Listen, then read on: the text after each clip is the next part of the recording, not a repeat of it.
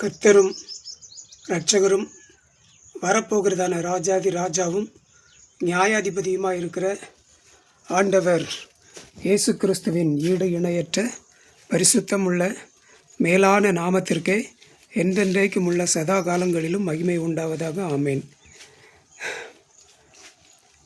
கிறிஸ்துவுக்குள் மிகவும் அன்பான தேவ பிள்ளைகளை,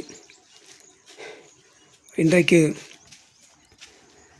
26/10/2025 ஞாயிற்றுக்கிழமை காலை சரியாக 9:35. அன்பான தேவ பிள்ளைகளே, இன்றைக்கும் கர்த்தருடைய பெரிதான கிருபையினால் ஆண்டவர் எனக்கு விடுதலையை கொடுத்தார். நேற்று ராத்திரி, அதாவது சாயங்காலம், நேற்று முழுதும் என்னால் முடியவே முடியாது. நேற்று காலையில் தான் நான் மருத்துவமனைக்கு போயிட்டு வந்து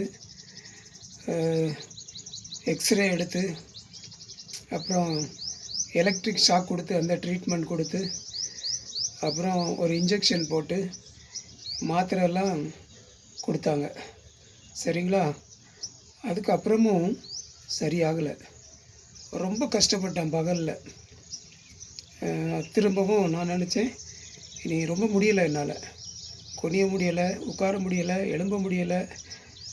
எழும்பும்போது, குனியும் போது, உட்காரும்போது அவ்வளோ கஷ்டப்பட்டு, அப்புறம் நடக்க முடியலை. ரொம்ப கஷ்டப்பட்டு தான் நடந்தேன் அன்பானவர்களே. ஆகவே நேற்று சாயங்காலம் நான் மறுபடியும் ஆஸ்பத்திரிக்கு போய் அட்மிட் ஆகி குளுக்கோஸ் ஏற்றணும் அப்படின்னு சொல்லி அந்த தீர்மானத்தோடு தான் போனேன். அன்பானவர்களே, ரொம்ப கஷ்டப்பட்டு தான் போனேன். போய் மருத்துவமனையில் சீட்டு எடுத்து, அவங்க காய்ச்சல் இருக்கான்னு பார்த்தாங்க. காய்ச்சல் இருக்குது அப்படின்னாங்க. அப்புறம் யாரை பார்க்கணும் அப்படின்னாங்க. லேடி டாக்டர் இருக்காங்க, பெரிய டாக்டர் இருக்காங்க. நான் பெரிய டாக்டர்கிட்ட தான் எப்போவுமே பார்ப்பேன். பெரிய டாக்டர்கிட்ட தான் பார்க்கணும் அப்படின்னு. பெரிய டாக்டர் சாயங்காலம் வரமாட்டாங்க, நாளைக்கு ஞாயிற்றுக்கிழமையும் வரமாட்டாங்க அப்படின்னாங்க. ஏன்னா வயது முதிர்ந்த டாக்டர் அவங்க, அதனால் காலையில் மட்டும்தான் வராங்க, ஞாயிற்றுக்கிழமை முழுதும் வரமாட்டாங்க அப்படிங்கிறது எனக்கு தெரியும். நான் மறந்து போய் இது தாங்க முடியாமல் நான் போயிட்டேன். அப்புறம் கொஞ்ச நேரம் படுத்திருந்தேன் ஆஸ்பத்திரியில். அதுக்கப்புறம் பார்த்தேன், பெரிய டாக்டர் இல்லைன்னா நம்ம பெரிய டாக்டர்கிட்ட பார்க்காம வேறு டாக்டர்கிட்ட பார்க்கண்டாம் அப்படின்னு சொல்லிட்டு அப்படி திரும்பி வந்துட்டேன். ஒரு ஆட்டோ பிடிச்சி திரும்பி வந்துட்டேன். என்னால் நிற்க முடியலை, உட்கார முடியலை.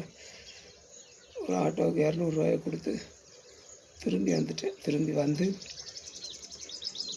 ரொம்ப முடியாமல் தான் திரும்ப வந்தேன். அந்த ஆட்டோ டிரைவருக்கு தெரியும். அன்பானவர்களே, வரும்போது ஒரு 4 இட்லி வாங்கிட்டு வந்துட்டேன். வீட்டுக்கு வந்து ஏற்கனவே கொஞ்சம் வெந்நி போட்டு வச்சுருந்தது, ஆறிப்போய் இருந்தது.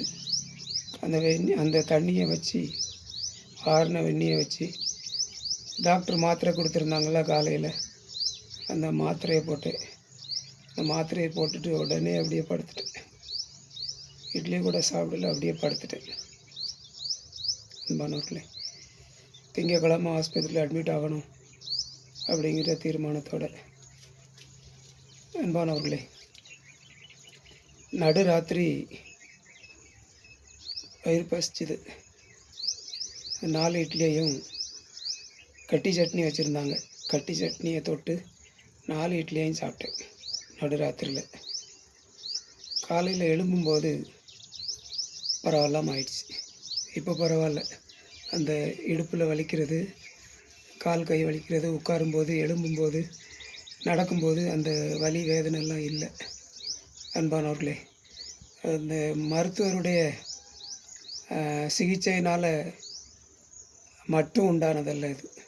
என்னால் உறுதியாக சொல்ல முடியும். மருந்து மாத்திரைகளினால் நிச்சயமாக உண்டானதல்ல. ஏன்னா அது முதல்ல ஆயிருக்கணும். மருந்து மாத்திரையில் உண்டானா முதல்ல சுகமாயிருக்கணும். இந்த ஒரே ராத்திரிக்குள்ளே சுகமாயிருக்குன்னா நீங்கள் எல்லாரும் ஜெபம் பண்ணியிருக்கீங்க அப்படின்னு நான் நினைக்கிறேன். உங்கள் எல்லாருடைய ஜெபத்தின் பலன் தான் நான் இப்போது இந்த அளவுக்கு விடுதலை ஆகியிருக்கேன். எனக்காக நிச்சயமாக நீங்கள் ஜெபிச்சிருப்பீங்க. ஜெபித்த உங்கள் அனைவருக்கும் ஆண்டவர் இயேசு கிறிஸ்துவின் ஈடு இணையற்ற பரிசுத்தமுள்ள மேலான நாமத்தினால என்னுடைய மனமார்ந்த நன்றியை தெரிவித்துக் கொள்கிறேன். இப்போ பரவாயில்ல. காலையிலே போய் ஒரு கொத்தனாரை பார்த்து எஸ்டிமேட் வாங்கிறதுக்கு பார்த்துட்டு வந்தேன் அன்பானவர்களே. சரிங்களா? அது மட்டும் இல்லை, பசிக்க ஆரம்பிச்சிருச்சு, சாப்பிடணும்னு தோணுது. அதனால் குழம்பு வைக்க அன்பானவர்களே, பல மாதங்களுக்கு பிறகு குழம்பு வைக்கிறேன்னு நினைக்கிறேன். சாம்பார் அன்பானவர்களே. ஆமாம், இப்போ தான் சாப்பிட்றதுக்கே தோண்டிருக்கு. ஒரு வாரமாக சாப்பிட்றதுக்கே விருப்பம் இல்லாமல் இருந்து அன்பானவர்களே. இனி படிப்படியாக பூரண சுகம் கிடைக்கும் என்பதில் எனக்கு எந்த சந்தேகமும் இல்லை. அன்பான தெய்வ பிள்ளைகளே, கிறிஸ்துவ அன்பானவர்களே, இந்த அளவுக்கு ஆண்டவர் எனக்கு ஒரே ராத்திரிக்குள்ளே விடுதலை கொடுத்தார். அது உங்கள் ஜெபத்தினால் என்பதை என்னால் 100க்கு 100 உறுதியாக ஆணித்தரமாக சொல்ல முடியும் அன்பானவர்களே. சரிங்களா?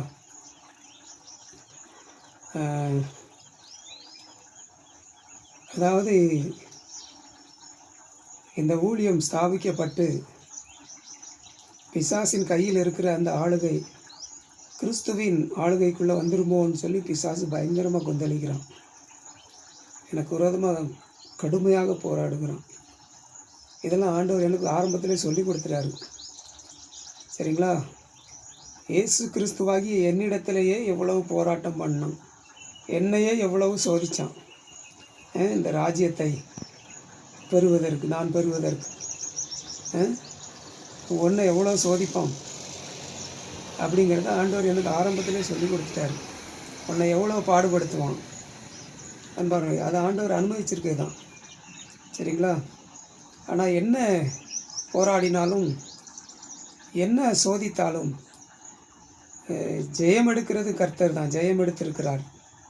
சரிங்களா? ஆகவே பிசாசு என்னை மேற்கொள்ள முடியாது அன்பானவர்களே.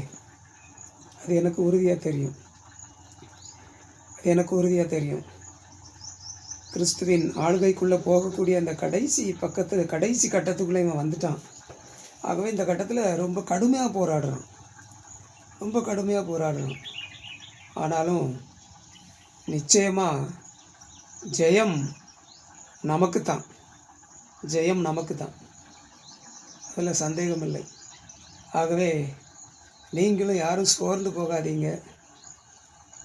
தொடர்ந்து எனக்காக மட்டும் இல்லை, இந்த கிறிஸ்துவின் ராஜ்யத்துக்காக ஜெபம் பண்ணுங்க, இந்த ஊழியத்துக்காக ஜெபம் பண்ணுங்க.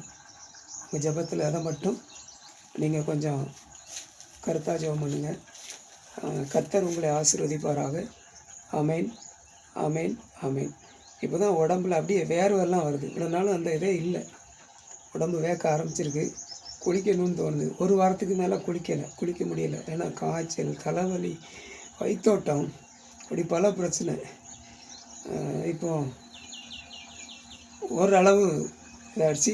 லைட்டாக அந்த உளைச்சல் இருக்குது குறுக்கில், இடுப்பில் காலில் அந்த லைட்டாக உளைச்சல் இருக்குது. ஆனால் உட்காரும்போது, எழும்பும்போது, நடக்கும்போது அந்த வலிகள், வேதனைகள் இல்லை அன்பானவர்களே. கர்த்தர் தாமே உங்கள் ஒவ்வொருவரையும் ஆசீர்வதிப்பாராக. ஆமேன், ஆமேன், ஆமேன்.